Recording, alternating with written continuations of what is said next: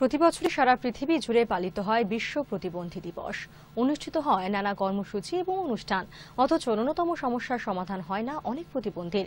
এমনই ঘটনা মুর্শিদাবাদের বনেশ্বর গ্রামের।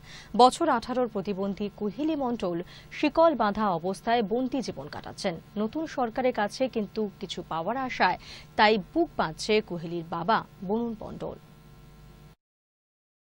মুর্শিদাবাদের সাগরদিঘি থানার বনেশ্বর গ্রামের দিনমজুর বরুণ মণ্ডলের 3 মেয়ে। বড় মেয়ের বিয়ে হয়ে গেছে বেশ কয়েক বছর আগেই। মেজ মেয়ে চামেলি মণ্ডল এবং ছোট মেয়ে কুহিলি মণ্ডল জন্ম থেকেই মানসিক এবং দৈহিকভাবে প্রতিবন্ধী। স্ত্রী ও 3 মেয়ে নিয়ে 5 জনের সংসারে সকলের মুখে দুবেলা দুমুঠো তুলে দিতে হিমশিম খেতে হয় দিনমজুর বরুণ বাবুকে। ফলে প্রতিবন্ধী 2 মেয়ে চিকিৎসার কোনো ব্যবস্থাই করতে পারেননি তিনি।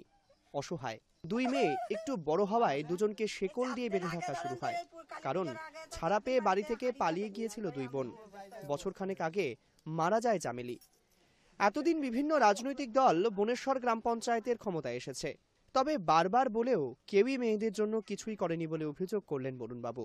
পাশাপাশি এবছর পঞ্চায়েত নির্বাচনে বনেশ্বর গ্রাম পঞ্চায়েত দখল করেছে তৃণমূল, তাই নতুন করে আশার আলো দেখছেন বরুণবাবু।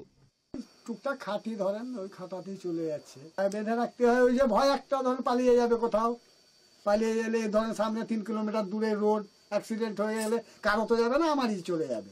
তাই জন্য দেখছি বেঁধে রাখাই ভালো। তৃণমূল থেকে হয়েছে, এর আগে ছিল কংগ্রেস থেকে ছিল ইনা।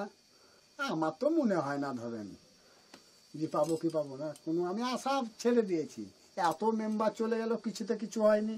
যাদের পাওয়ার কথা তারা পায়নি, যারা না পাওয়ার তারা পাচ্ছে না।